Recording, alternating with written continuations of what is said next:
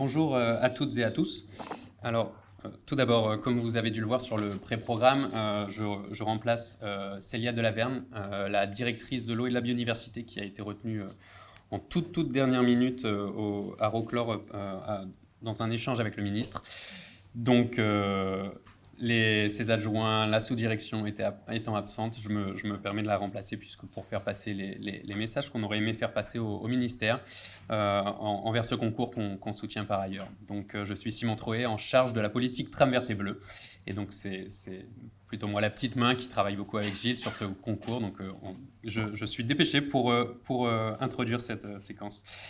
Donc je suis ravi d'être présent aujourd'hui parmi vous pour introduire aux côtés des autres partenaires de ce concours ce colloque de restitution des actions exemplaires de l'édition 2023 du concours. Donc, et avant toute chose, j'aimerais présenter mes sincères félicitations à la métropole Rouen-Normandie, que je sais est présent aujourd'hui dans la salle, pour son titre de capitale française de la biodiversité 2023. Donc la métropole Rouen-Normandie est une habituée de ce concours et a déjà été lauréate à 2 reprises par le passé, il me semble. Donc je salue votre engagement et votre persévérance en faveur de la biodiversité. Également, mes félicitations aux 5 autres lauréats de la session 2023 du concours qui ont brillé dans leurs catégories respectives. Donc félicitations pour votre travail exemplaire et pour le soin que vous avez porté à le partager dans cette édition. Les initiatives que vous avez lancées sont autant de sources d'inspiration utiles à toutes les collectivités qui cherchent aujourd'hui à agir plus encore pour la nature et la biodiversité. Donc, comme vous le savez sans doute, le gouvernement mène un travail décisif en matière de planification écologique, dont la stratégie nationale pour la biodiversité 2030, qui sera bientôt publiée, est une composante majeure. La planification écologique entre dans une phase de mise en œuvre, de territorialisation, coordonnée par le MTECT. Dans l'esprit des conférences des parties des Nations Unies, vont être organisées des COP territoriales pour renforcer les dynamiques existantes à l'échelle territoriale. En priorité, il s'agit de partager l'effort nécessaire pour réduire l'empreinte carbone et préserver la biodiversité des territoires en fonction des réalités locales, en intégrant de manière cohérente tous les volets de la planification écologique déjà engagés. Les COP ont pour objectif de territorialiser les objectifs et les leviers d'action définis dans le cadre de la planification écologique au regard des 5 défis environnementaux de France Nation Verte. Elles associent les parties prenantes pertinentes pour consolider un diagnostic partagé du territoire, débattre pour identifier les efforts collectifs à fournir, les actions et projets à poursuivre ou à lancer dès 2024 pour atteindre les objectifs à l'échelle régionale. Également territorialiser au niveau régional et à l'échelle des territoires infrarégionaux, départements et périmètres des CRTE par exemple, les différents leviers d'action. Et enfin, établir une feuille de route régionale à 2030 pour matérialiser le choix des engagements pris pour les territoires par secteur d'ici l'été 2024. L'ensemble des actions que vous menez entrent en cohérence avec les objectifs du gouvernement en matière de planification écologique, et plus particulièrement avec les objectifs de la stratégie nationale biodiversité ou encore avec le plan national d'adaptation au changement climatique en cours d'élaboration. Cela se vérifie pour ce qui concerne les arbres et les forêts, thème de ce concours 2023, qui sont des alliés précieux pour répondre aux défis environnementaux auxquels nous faisons face. En premier lieu, le dérèglement climatique et l'érosion de la biodiversité. À ce sujet, la SNB fixe les objectifs qu'au moins 1 milliard d'arbres et un minimum de 50 000 km de haies soient replantés d'ici 2030. Là encore, les actions que vous portez participent à l'atteinte de ces objectifs. Vous êtes autant des maillons d'une même chaîne indispensables dans la mise en œuvre des stratégies et des politiques nationales et européennes. Malgré tout, il nous faut redoubler d'efforts, sur les haies notamment, dont on connaît le rôle essentiel dans la préservation de la biodiversité. La tendance est toujours négative. Les nouvelles plantations sont loin de compenser le rythme d'arrachage toujours très élevé. Le pacte en faveur de la haie, présenté conjointement par le ministère de l'Agriculture et de la Souveraineté alimentaire et la secrétaire d'État chargée de la biodiversité fin septembre en Bretagne, a pour objectif d'infléchir cette tendance.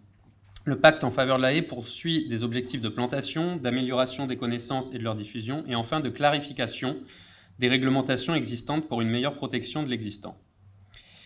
Je me permets de rappeler qu'en tant que représentant de collectivités territoriales, en plus des actions concrètes que vous menez, l'édition 2023 du concours en atteste, vous disposez de prérogatives et des outils pour protéger ces arbres et ces haies au travers de documents de planification. Activer ce levier est primordial. Il est complémentaire à toutes les démarches mises en lumière aujourd'hui par le concours. J'évoquais à l'instant votre rôle indispensable dans la concrétisation de nos engagements en termes de biodiversité. Pour vous permettre d'accomplir pleinement ce rôle, l'État assure à son niveau un soutien financier, en plus des subventions existantes au niveau régional ou européen. Vous connaissez bien, je pense, le Fonds vert, mis en place cette année et auquel de nombreuses collectivités ont déjà fait appel. Il soutient de nombreuses mesures en faveur de la biodiversité, permet de financer vos différentes actions sur la renaturation des villes et des villages, la restauration des continuités écologiques, ou encore, par exemple, la rénovation des parcs d'éclairage. Pour 2024, l'État a décidé d'accroître encore son engagement financier, puisqu'après le Fonds vert, ce sont 264 millions d'euros supplémentaires qui seront consacrés à la mise en œuvre de la SNB 2030, au niveau national et dans les territoires. L'accompagnement financier des collectivités déployées dans le cadre de la mise en œuvre de la SNB concerne des projets très opérationnels dans les territoires. Il permet aussi de répondre à des besoins en ingénierie ou encore, de manière plus innovante, à de la recherche-action. C'est le cas du nouveau programme Érable pour mobilisation des élus par la recherche-action sur la biodiversité locale. Ce programme, voulu et soutenu par la Direction de l'eau et de la biodiversité, s'inscrit dans la SNB 2030 comme l'une des actions de mise en œuvre de la mesure 29. Déployer la planification territoriale et renforcer les outils pour accompagner les collectivités territoriales dans leur mobilisation. C'est le groupement d'intérêt public Europe des projets architecturaux et urbains, donc le GIP EPO, spécialiste en recherche-action locale avec les élus, qui a été mandaté pour préfigurer ce programme. Ce dispositif permettra le renforcement de la mobilisation des collectivités locales dans la mise en œuvre des politiques publiques de l'État. La SNB, la politique ZAN, le pacte en faveur de la haie, le plan eau, la PNAC, etc.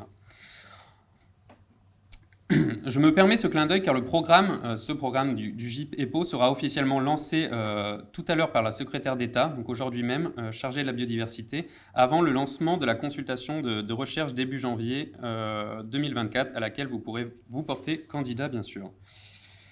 Je tiens enfin à remercier les organisateurs du concours et l'ensemble des partenaires impliqués pour leur engagement, au premier chef, donc l'Agence régionale de la biodiversité d'Île-de-France et l'association Plantes et Cités. Donc, ce sont les véritables chevilles ouvrières de ce concours qui mènent un travail remarquable.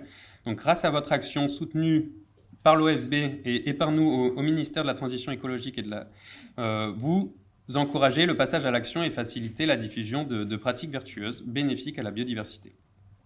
Nous avons besoin de la mobilisation de tous dans tous les territoires pour stopper cette érosion de la biodiversité, collectivités territoriales, acteurs économiques, gestionnaires et usagers de la nature, associations environnementales, citoyens.